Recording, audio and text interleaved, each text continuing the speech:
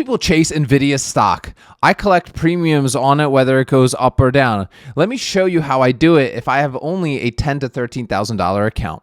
Yo, what is going on, premium chasers? I hope you are having a God-blessed day. Today, every single person that comments down below is going to get my 10 favorite quad option strategy stocks. So if you want those 10, just drop a comment down below and I'll personally respond to you with those stocks. But guys, today we're going to be talking about how we can actually purchase NVIDIA at a better price and collect amazing premiums on it. This is a strategy you've probably never heard of, but a lot of investors deploy in order to collect premiums whether a stock goes up or down. So right now we are just looking at NVIDIA right here, and you can see we're up a little bit, just about 2% today. If I go over to the trade options section and I click sell put and set my expiration date to 31 days, what I'm saying here is I'm willing to buy 100 shares of NVIDIA in 31 days for a price that I choose and collect a premium income upfront from an options buyer. Now, obviously, that income is constantly changing. That premium is constantly changing. It's just the numbers that I'm seeing on my screen right here.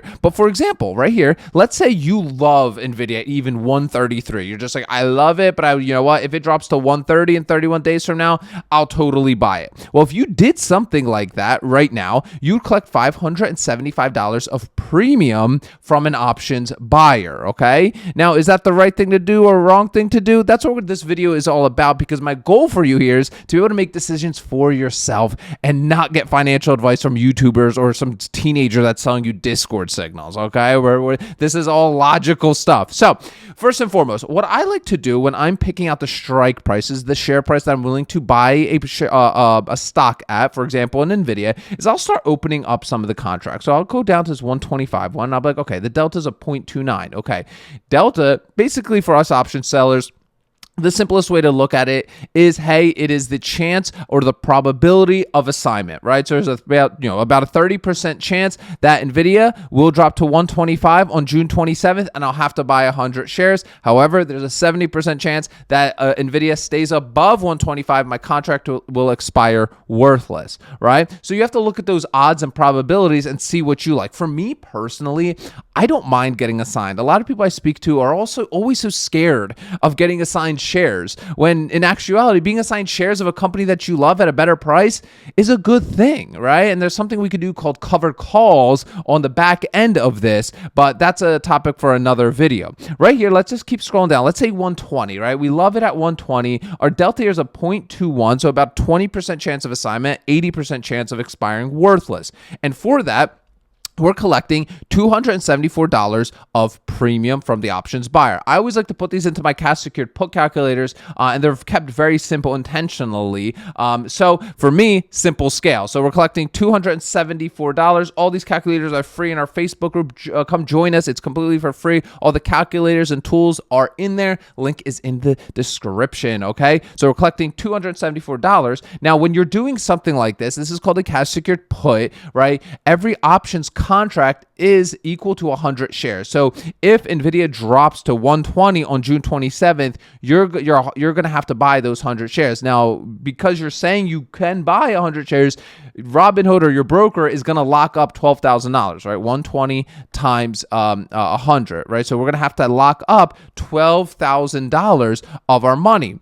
But that's okay, because we're essentially making our money work for us immediately. So right here, you could see our premium return is a 2.28, right? So that's basically the premium divided by the collateral, right? And that's a 2.28% return in our expiration being 31 days, right? That's fantastic. I always like to look at what my annual premium and annual return look like here. Obviously, this is an educational example, guys. These are just the premiums I'm pulling up here this morning at this time, but these numbers will look constantly different whenever you look at the markets, right?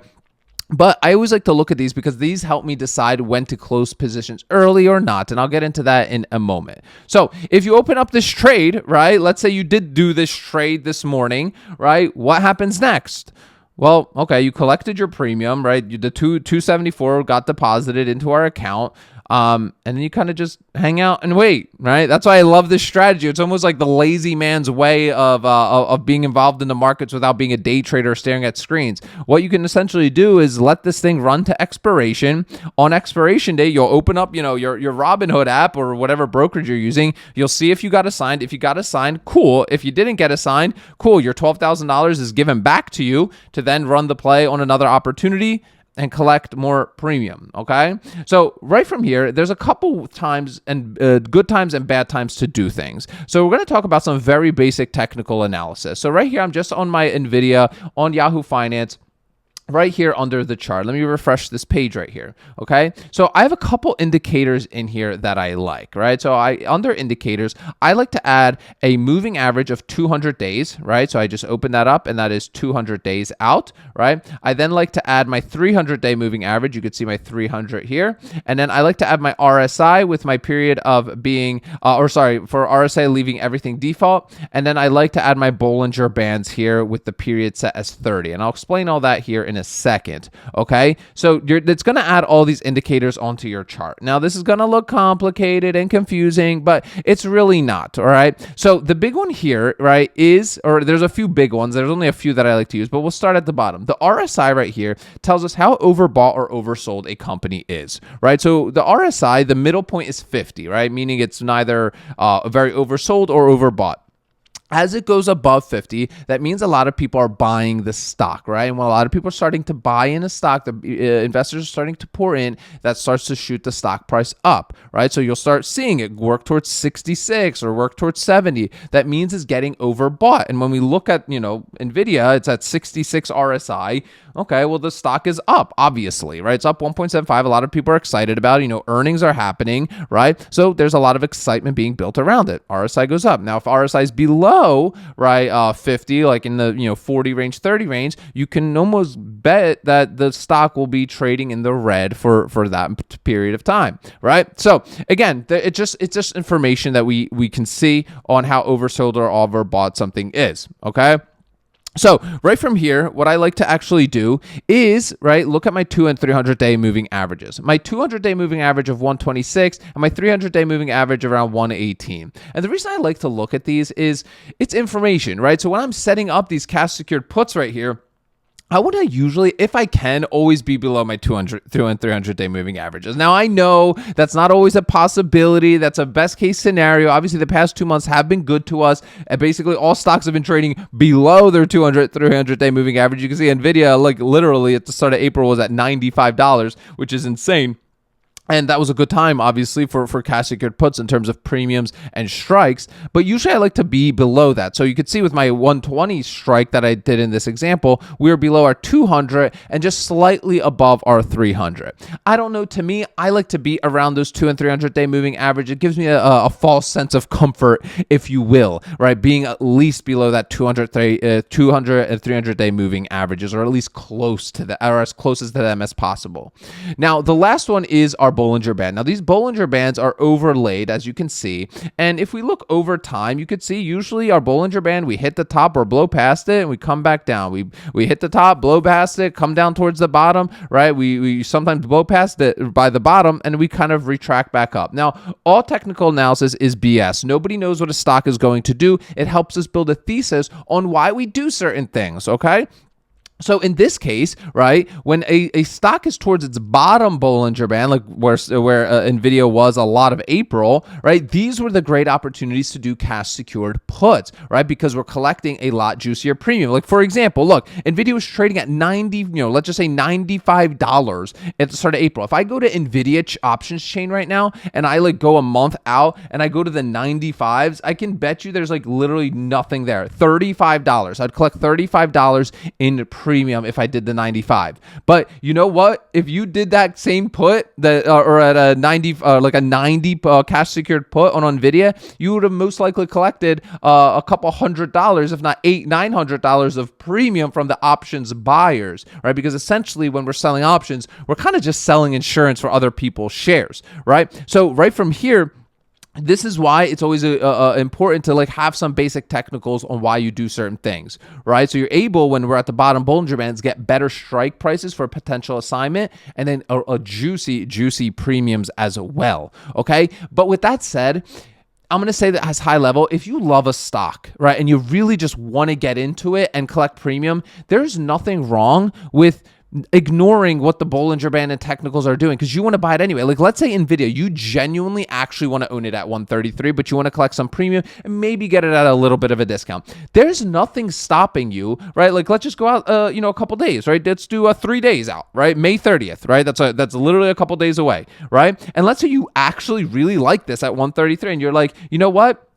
If it hits 130 on the 30th, I'm totally cool buying it. Well, then, okay, cool. You would get a better discount and you'd collect $310 in premium from the options buyer for opening that up, right? Now, of course, there's a chance here that you're going to obviously have to buy the shares at 130, but there's also a chance, right? There's actually a pretty decent, I'm actually shocked that's only a 0.36 delta on the 130. So there's still a very good chance that you probably won't get assigned here. You'll just walk away with the actual premium. So you kind of have to weigh those risks for yourself and what your actual strategy is. In my opinion, I don't mind getting assigned because I get to then use those shares as collateral and sell them at a price that I choose and collect more premium along the way. And that's called the covered call. So let's say you did get assigned at 130 here. You were like, you know what? I really want to get into this NVIDIA. And you bought a bunch of shares. You said your cash secured put, and then on May 30th you bought a bunch of shares at 130, 100 shares at 130. Well, then what we can do is go, let's say in this example, out 30 days. We can then flip from a sell a put to sell a call. And what we're saying here now, right, is we're saying we want to sell our 100 shares of NVIDIA that we were just assigned for a price that we choose and collect more premium along the way. So what is that? Well, let's just say, you know what, you're cool selling them the following month at 140.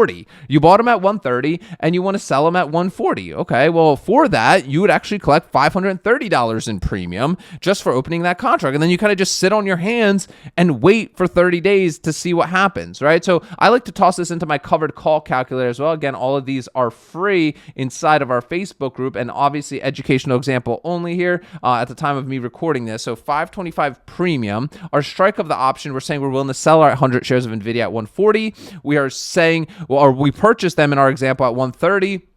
We can see our premium return is fantastic, and usually the covered call premium sides are usually good. And why are they good? Let's see who's paying attention here.